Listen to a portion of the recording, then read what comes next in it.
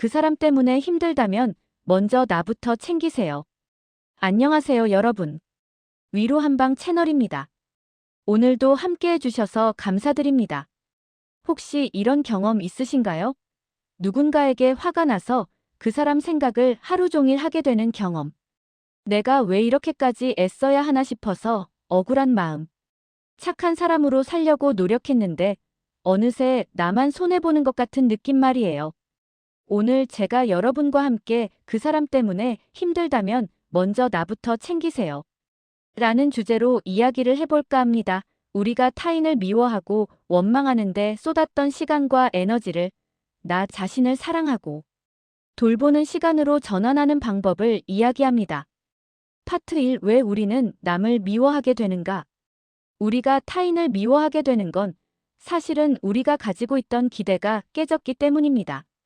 관계에서 우리가 예상했던 반응이 오지 않거나 내가 바랐던 방식으로 상대가 행동하지 않을 때 우리는 실망하고 화가 나고 결국엔 그 사람을 미워하게 됩니다. 책에서는 중요한 질문을 던집니다. 왜 그 사람은 나에게 그런 행동을 했을까? 대신 왜 나는 그 사람의 행동에 기분이 상했을까? 라고 물어보라는 거죠. 이 질문의 차이가 보이시나요? 첫 번째는 주어가 그 사람, 두 번째는 나입니다. 우리는 타인을 바꿀 수 없지만 나 자신은 바꿀 수 있습니다. 나의 기대, 나의 반응, 나의 태도는 내가 조절할 수 있죠. 저자는 명확하게 말합니다. 한 사람의 감정은 오롯이 그 사람의 몫이다. 상대방의 모든 감정을 내가 책임질 필요는 없다는 거예요. 제 경험을 말씀드릴게요. 친한 친구가 약속 시간을 잘 지키지 않았어요. 반복되니까 점점 화가 나더라고요. 그런데 이 책을 읽으면서 제 자신에게 물었어요. 왜 나는 친구가 약속에 늦는 것 때문에 이렇게 화가 났을까? 답은 간단했습니다.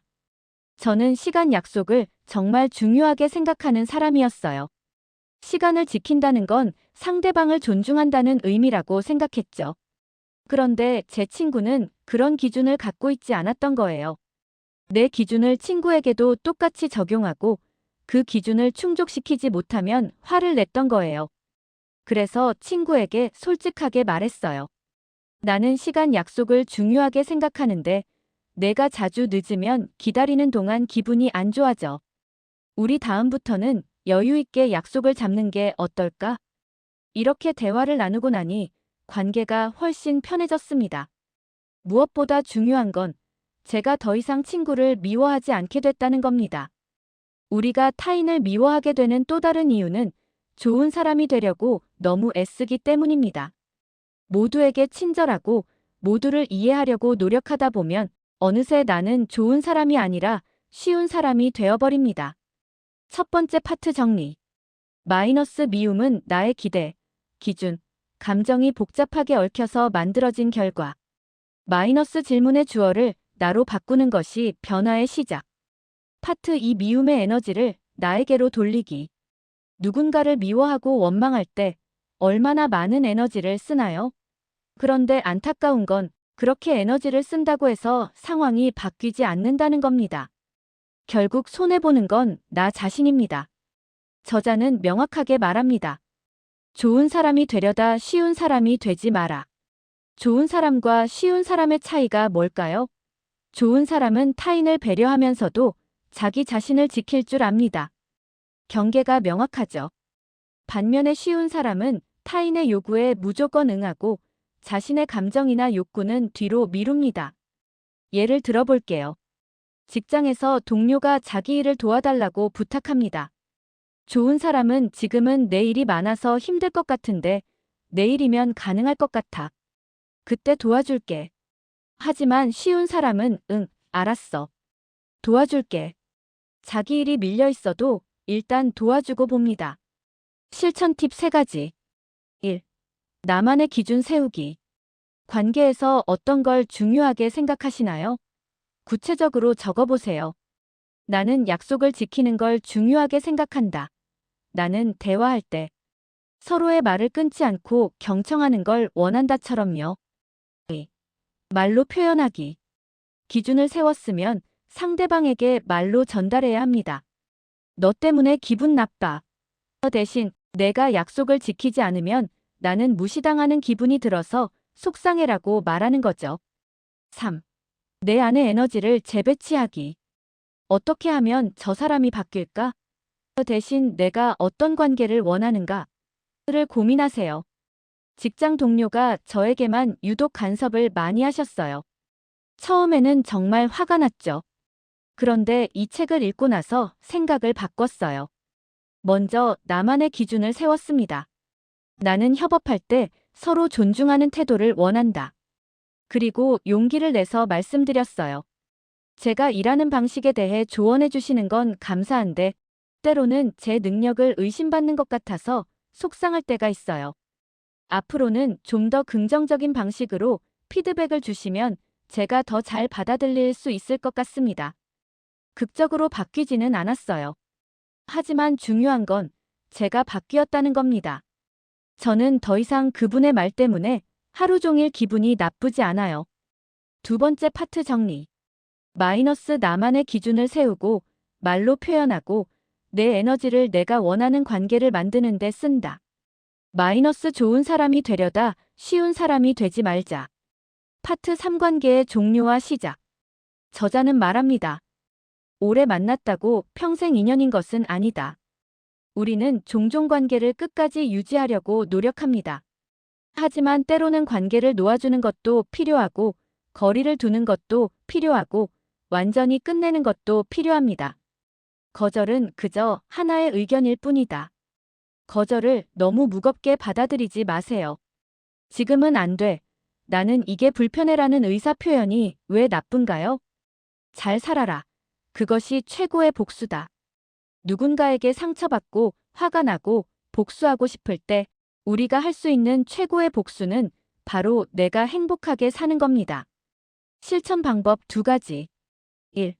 거리두기 연습하기. 관계에서 너무 지칠 때, 감정적으로 소모될 때 잠시 거리를 둘 필요가 있습니다. 저자는 관계에도 휴지기가 필요하다고 말합니다. 제게 정말 가까운 친구가 있었는데 어느 순간부터 만날 때마다 지치기 시작했어요. 친구는 항상 힘든 이야기만 했고 저는 그걸 들어주느라 에너지가 소진됐죠. 그래서 솔직하게 말했어요. 요즘 내가 개인적으로 힘든 시기라 누군가의 이야기를 들어줄 여유가 없어. 미안한데 당분간은 자주 못 만날 것 같아. 몇 달간 연락을 거의 안 했습니다. 그 시간 동안 저는 제 에너지를 회복했고 다시 연락했을 때 관계가 훨씬 건강해져 있었어요. 긍정적 이별의 태도 만들기. 상처 없이 익어가는 사람은 없다. 이별은 실패가 아니라 성장의 과정입니다. 몇 년 전에 정말 가까웠던 친구와 관계를 정리한 적이 있습니다. 15년 넘게 친하게 지냈는데 어느 순간부터 그 친구가 저를 대하는 태도가 바뀌기 시작했습니다. 결국 이 관계를 놓아주기로 했어요. 15년이라는 시간이 아깝게 느껴졌지만 그보다 더 중요한 건 지금의 나였습니다. 친구에게 긴 편지를 썼습니다. 우리가 함께했던 좋은 시간들에 대한 감사하지만 지금은 서로 다른 길을 가는 게 맞다는 것, 친구의 앞날을 응원한다는 것을 담았어요. 쉬웠냐고요? 정말 힘들었습니다. 하지만 시간이 지나면서 확신이 들었습니다. 내가 올바른 선택을 했다고요. 세 번째 파트 정리. 마이너스 관계의 끝은 실패가 아니라 성장의 과정. 마이너스 거리두기와 적절한 이별도 필요하다. 마이너스 잘 사는 것. 그것이 최고의 복수. 파트 4 나를 사랑하는 3단계. 실천하지 않으면 아무 소용이 없습니다.